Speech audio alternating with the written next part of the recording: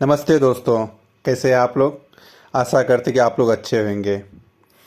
कल अगर सैलरी बंद हो जाए तो ज़िंदगी बंद नहीं होनी चाहिए, और इसलिए आज मैं आपको बताने वाला हूँ एक पेंशन स्कीम के बारे में जो आपके फ्यूचर को सिक्योर बना सकती है।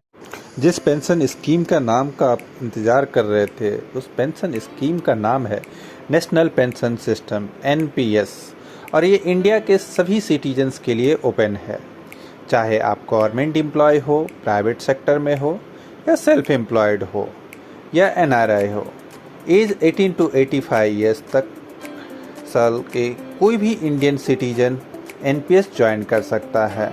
ऑफिशियल रूल्स के मुताबिक ये सभी के लिए अवेलेबल हैं। अगर आप कॉरपोरेट सेक्टर में काम करते हो और कंपनी में NPS है, या आपने खुद से नहीं ज्वाइन किया, तो आप रिटायरमेंट का सबसे बड़ा बेनिफिट मिस कर रहे हो। So the real question is, retirement के बाद इनकम कहाँ से आएगा। इस क्वेश्चन का आंसर है नेशनल पेंशन सिस्टम। वीडियो को एंड तक ज़रूर देखें। आज के वीडियो में हम डिटेल्स में समझेंगे NPS का सैलरी में impact, life pension projector, NPS pension fund managers के रिटर्न चेक देखेंगे, how and where our money invested, life pension plan check करेंगे। दोस्तों, वीडियो को ज़रूर एंड तक देखें ताकि कोई भी महत्वपूर्ण जानकारी आपसे मिस ना हो सके। बने रहिए चैनल पे। रिटायरमेंट के लिए एनपीएस में कंट्रीब्यूट करने के बारे में जरूर सोचना चाहिए। एनपीएस का जो मैच्योरिटी होता है वो 60 साल या 15 साल के बाद वो मैच्योर हो जाता है। आज 10,000 रुपए से शुरुआत कर रहे 30 साल की एज में अगर 12% रिटर्न भी निकल कर आता है तो आप रिटायरमेंट के वक्त पर करीब 8 करोड़ रुपए इकट्ठा कर लेंगे। तो रिटायरमेंट की चिंता आपको नहीं करनी पड़ेगी। म्यूचुअल फंड्स छोड़ के जाते हो आपके परिवार के लिए, तो उनके लिए कैपिटल गेन्स टैक्स लगता है, लेकिन जब आप एनपीएस कॉर्पस छोड़ते हो उनके लिए, तब कोई भी टैक्स लगता नहीं है गवर्नमेंट की तरफ से। दूसरी बात ये भी कि बीच में आप लोन भी ले सकते हो, बीच में आप विड्रॉ भी कर सकते हो। एनपीएस आपके रिटायरमेंट का मेन पिलर हो सकता है। चलिए स्टार्ट करते हैं आज का फर्स्ट टॉपिक, महत्वपूर्ण टॉपिक। यदि आप कॉर्पोरेट NPS आप डिपॉजिट कर रहे हैं अपने प्लान्स पे, then how impact on your salary. So आज हम देखेंगे आपके सैलरी पे किस तरीके का इम्पैक्ट होता है आपके सैलरी पे, यदि आप कॉर्पोरेट के थ्रू से एम्प्लॉयर कॉन्ट्रीब्यूशंस आपके प्लान्स पे डिपॉजिट करते हैं तो। चलिए हम स्टार्ट करते हैं। NPS impact on salary, old tax regime and new tax regimes. Without NPS, with NPS. Under the old tax regime, if any person's CTC is 15 lakh rupees, so total taxable income is 2,10,600 rupees. If he invested in NPS, then he has saved tax 39,000 rupees yearly basis. Okay, and under the old tax regimes, subscriber make a voluntary contributions as well as employer contributions. Okay, and if any persons under the new tax regimes, then he has saved tax 21,840 rupees yearly basis, and he has deducted from employer side basic plus TA 14%. Under the old tax regime, employer deduct from employer side 10%. Basic plus DA. Upper limit is 7.5 lakh included with EPF, NPS and superannuations. Both the regime, old tax regime and as well as new regimes. चलिए हम check करते हैं pension calculator. सो pension calculations के लिए first आपको Google Chrome पे type करना है NPS calculators, and NPS trust के वेबसाइट पे जाना है, एंड वहाँ पे नॉन गवर्नमेंट सेक्टर सेलेक्ट करना है। ठीक है, स्कीम प्रेफरेंस, वहाँ पे मल्टीपल स्कीम प्रेफरेंस है, बट मैं यहाँ पे एक्टिव चॉइस ऑप्शन चूज़ करता हूँ। ठीक है, अंडर एक्टिव चॉइस ऑप्शंस में मैक्सिमम आप इक्विटी पोर्शन नॉर्मल NPS में 75% इन्वेस्टमेंट कर सकते हो। रिमेनिंग आपको गवर्नमेंट्स एंड कॉर्पोरेट बॉन्ड्स में डिस्ट्रीब्यूट करना रहता है। इट मीन्स एटलीस्ट आपको 10% कॉर्पोरेट सेक्टर में, 15% गवर्नमेंट सेक्टर्स में। It is choice of you. तो जो भी आपके चॉइस के अकॉर्डिंग स्कीम प्रेफरेंस आप सेलेक्ट कर सकते हो। फंड मैनेजर्स इन्वेस्टमेंट एलोकेशंस भी आपके चॉइस के अकॉर्डिंग कर सकते हो, बट मैं यहाँ पे एक्टिव चॉइस लिया है। 75% इक्विटी एलोकेशंस किया है एंड 15% गवर्नमेंट बॉन्ड्स में एंड कॉर्पोरेट डेब्ट्स में 10%, ठीक है। एंड डेट ऑफ बर्थ हमने कंसीडर किया है 1990 का, 1 जनवरी 1990, ठीक है। ईयरली कॉन्ट्रीब्यूशंस इंक्रीज बाय 10% से किया है। मिनिमम कॉन्ट्रीब्यूशंस डिपॉजिट अमाउंट 10,000 से किया है। रिटायरमेंट ईयर हमने कंसीडर किया है 60 ईयर्स कंसीडर किया है, because at as per the Indian law normal employ retirement age 16 year है, सो दैट हम 16 ईयर कंसीडर किए हुए हैं यहाँ पे, ठीक है। एंड 10 ईयर से इंक्रीज किया हुआ वैल्यू। एन्युटीज का हमने रिटर्न कंसीडर किया है 6.75। सो इसके बेसिस से हम कैलकुलेशंस करते हैं। कैलकुलेशंस करने पे जो फिगर आया हुआ है आप देख के हैरान हो जाओगे। सो जस्ट 10,000 के कॉन्ट्रीब्यूशन से more than 3 year corpus value बनेगा and monthly pension amount 81,000 approximately बनेंगे, ठीक है। एंड लमसम विड्रॉल जो रहेगा more than 2 CR। So guys, if you start earlier age, then you will get a better corpus amount and as well as better pensions amount. So start earlier. आज का next topic pension fund manager performance report. So guys, अभी मैं आपको 5 years fund performance report show कर रहा हूँ। So as per the reports, so equity portions returns you can see overall returns all the fund manager, you take the name Aditya Birla या इधर HDFC Pension Fund Manager, ICICI Pro या इधर Kotak, so all of it. So equity portion returns 20 to 23% between, and corporate debts return is 7 to 7.5% returns, and government bonds return is 6 to 7.5%. Okay. It is updated on weekly basis, so you can check on NPS Trust website. Fund managers, at the time of account opening you need to select the fund managers. So there are multiple fund managers, so as per your expertise, as per your needs, you need to select the fund managers. If you want to change the fund managers after the account openings, you can change once in a year, financial year fund managers. Okay, if you want to change the investment allocations, you can change investment allocations also. Okay, 4 times in a year. So at the time of account opening, there have options to select the investment allocations. So there have multiple investment allocations: active choice, auto choice, balanced life cycles, common schemes and pension scheme. So as per your needs, you need to select these things. आज का सबसे महत्वपूर्ण topic, how and where your money invested. So under the NPS there have 2 scheme. First one is a common scheme, second one is a pension scheme. So common scheme किस तरीके का काम करता है फर्स्ट एक्सप्लेन कर देता हूँ।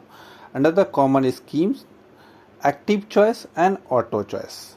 Active choice में at the time of account openings as a subscriber आपको जो चूज़ करना है, आपको जो सेलेक्ट करना है, ये equity portions, corporate bonds and government securities, ये मैनुअली परसेंटेज आपको बाइफरगेट करना रहेगा। Maximum you can invest 75% under the equity portions, and if you want to invest 100% under the government bond, you can invest 100% under the government bond. If you want to invest 100% under the government securities, you can invest 100% under the government securities. So under the active choice, you have options to manually bifurcate the percentage as per the needs.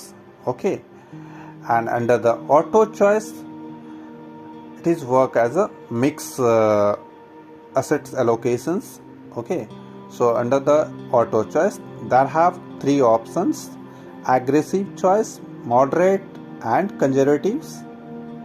So under the conservative options, at the time of account opening, if in case you have selected a conservative options, So only 25% fund invest in equity portions, remaining 75% fund invest in other assets class. Okay, if you have selected the aggressive options, under the aggressive options, 75% fund invest in equity portions, remaining 25% fund invest in other assets class.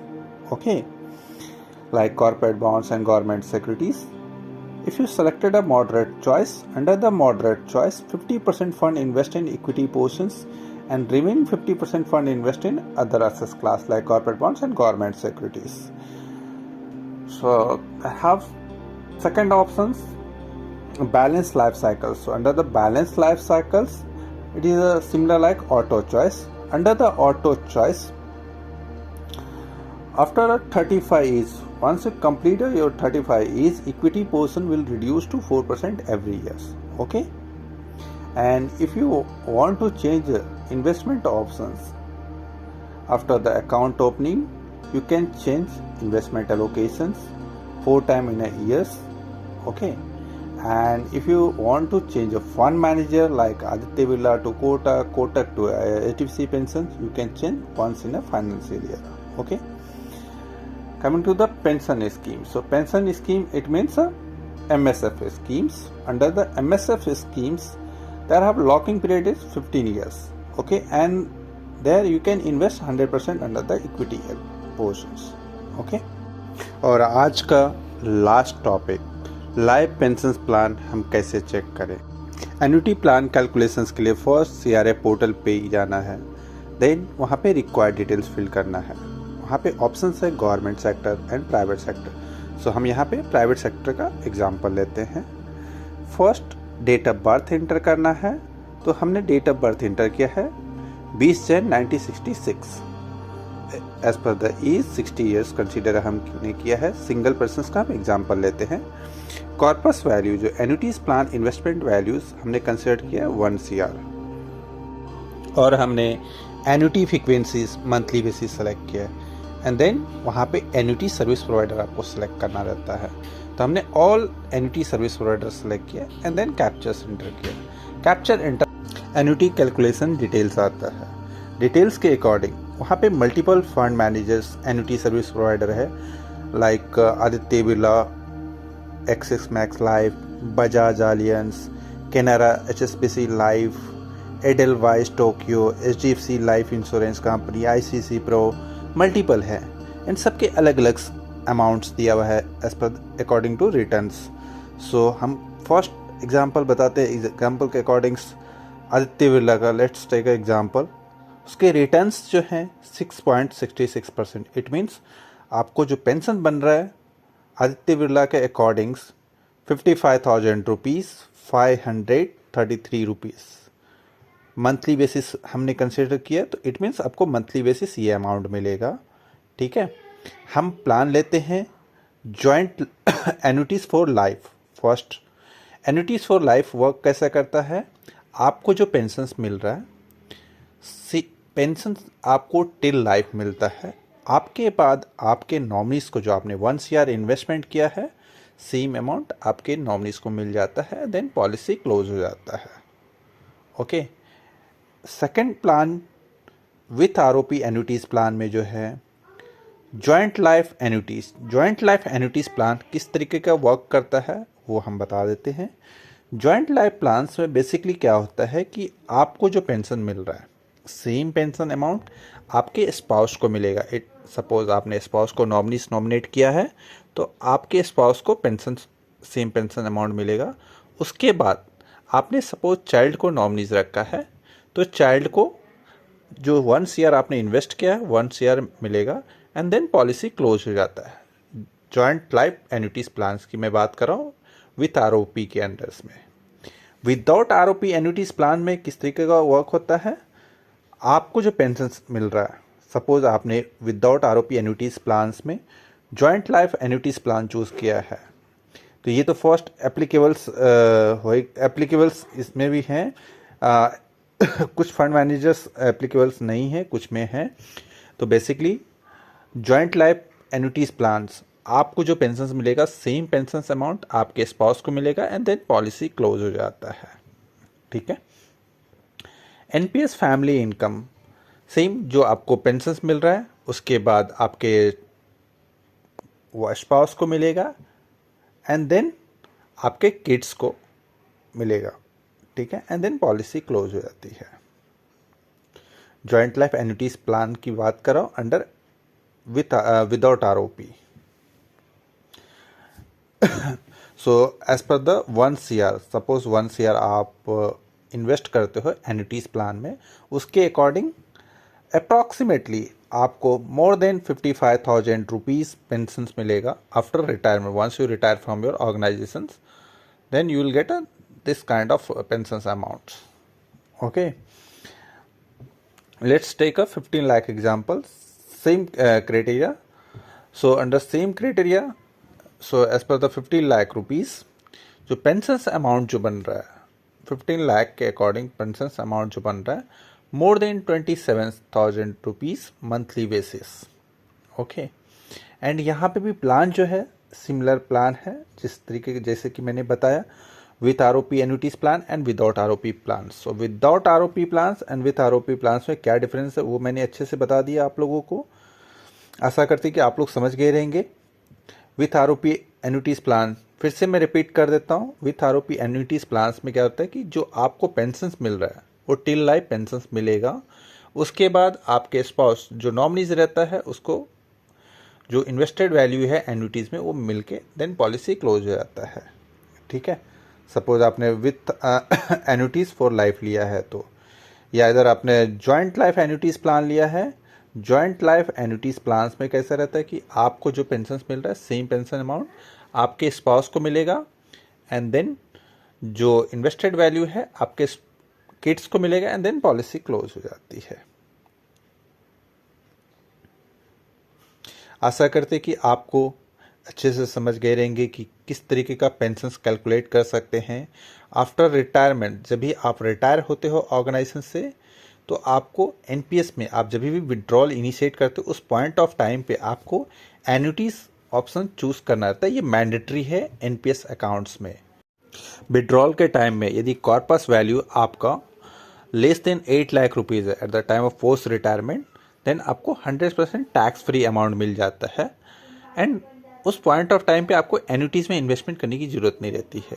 If in case आपका corpus value eight the time of post retirement more than 8 lakh rupees है, then उस point of time पे आपका 60-40 का rules applicable होता है। It means 60% amount जो रहता है आपको टैक्स फ्री आपके बैंक अकाउंट में मिल जाती है एंड 40% आपको एन्युटीज़ में इन्वेस्टमेंट करना रहता है। तो हमने यहाँ पे एग्जांपल लिया है 15 लाख का।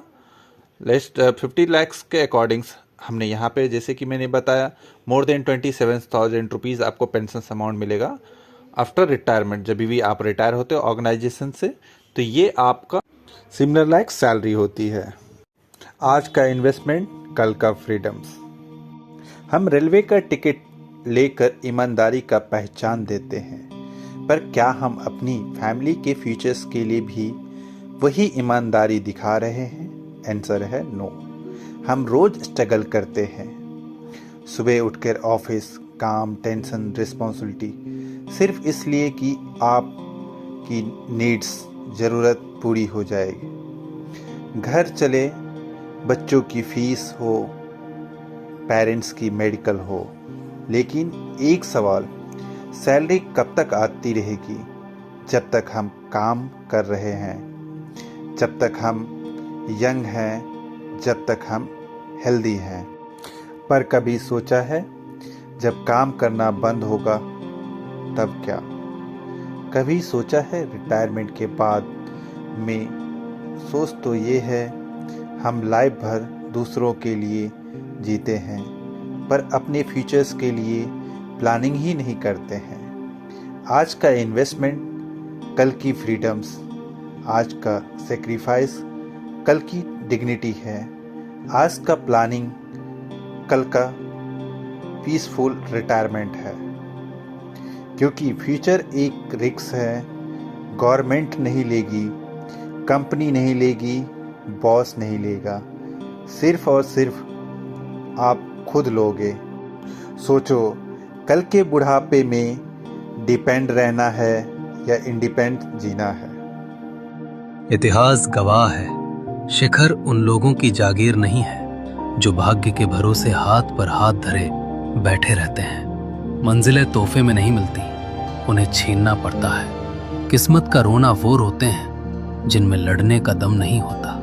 लहू और पसीना वो हथियार हैं जिनसे बंद रास्तों के ताले तोड़े जाते हैं। याद रखना, जो पत्थर को चीर कर रास्ता बनाना जानते हैं, पहाड़ भी उनके आगे अपना सर झुका देते हैं। शिखर पर पहुंचने के लिए भाग्य का इंतजार नहीं, जीत की जिद चाहिए। दोस्तों, अगर आपको ये जानकारी यूज़फुल लगी हो तो वीडियो को लाइक करें, चैनल को सब्सक्राइब करें और कमेंट में बताएं आपको नेक्स्ट वीडियोस किस टॉपिक पे चाहिए। Because knowledge is power and financial knowledge is freedoms.